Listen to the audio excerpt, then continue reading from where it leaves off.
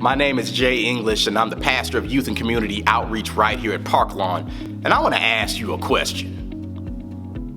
Why do you believe that Jesus was actually raised from the dead?